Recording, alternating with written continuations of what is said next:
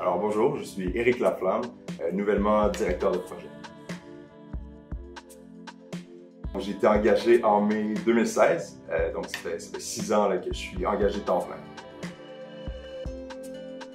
Donc ma journée commence toujours avec une priorisation des tâches. Après ça, les journées, c'est très différent d'un jour à un autre. Parfois, c'est plus, je suis dans ma bulle, en mode, j'essaie de faire vraiment avancer les projets, que ce soit pour des outils énergétiques, des propositions, des études détaillées, ou encore de la conception de plans et devis.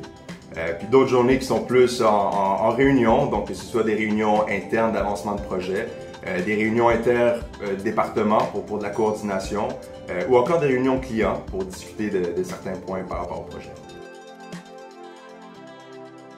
Je pense qu'une bonne base technique, c'est un incontournable pour mener à bien les projets, que ce soit de comprendre les systèmes électromécaniques quand on se présente dans un bâtiment, de proposer des mesures d'efficacité énergétique, de faire les calculs d'économie d'énergie qui sont rattachés, ou encore de dimensionner les équipements qui vont être achetés pour le projet. Ensuite, je dirais adaptation. Chez Énergère, en bâtiment, on a un éventail d'offres de services qui est tellement large, les projets sont hyper spécifiques, donc c'est important d'être capable de s'adapter. Je dirais leadership. À la base, il faut se souvenir que l'idée, la vision initiale du projet, il n'y a que le concepteur qui est là.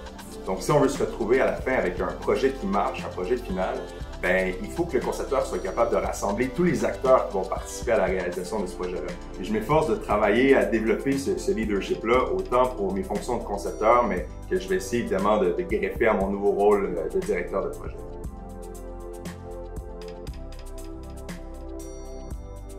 Ma plus grande fierté dans mon parcours chez Énergère, c'est certainement la réalisation du projet de l'Hôpital Général Jules.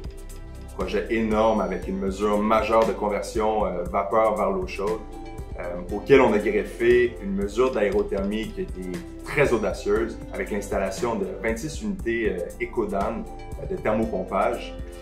C'était très compliqué parce qu'il fallait trouver un endroit pour mettre toutes ces unités-là. Il fallait le camoufler par rapport à la rue.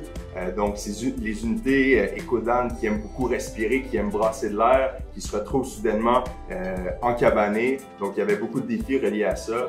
Mais finalement, je pense que c'est une réalisation incroyable qui va faire rayonner autant Énergère que l'Hôpital Général Jules.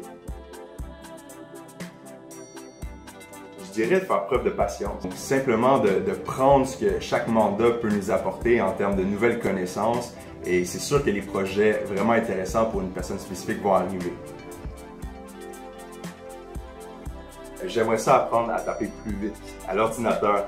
Sérieux, je vois mes collègues, je vois les milléniaux maintenant qui tapent tic et tic.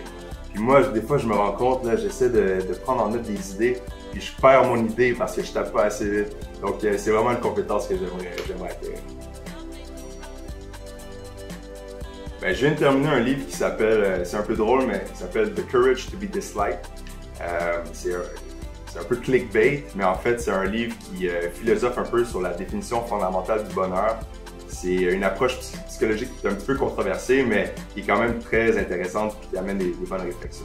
Sinon, un vraiment bon documentaire que j'ai vu sur Netflix, ça s'appelle 14 Peaks.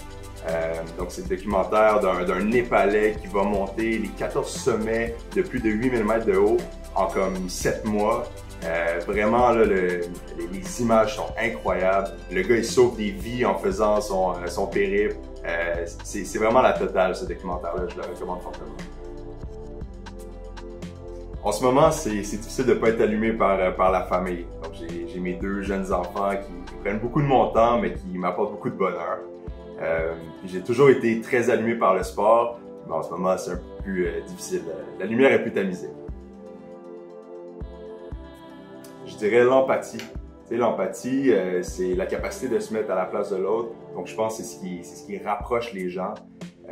S'il y avait plus d'empathie, je pense qu'il y aurait moins de conflits, il y aurait moins de guerre.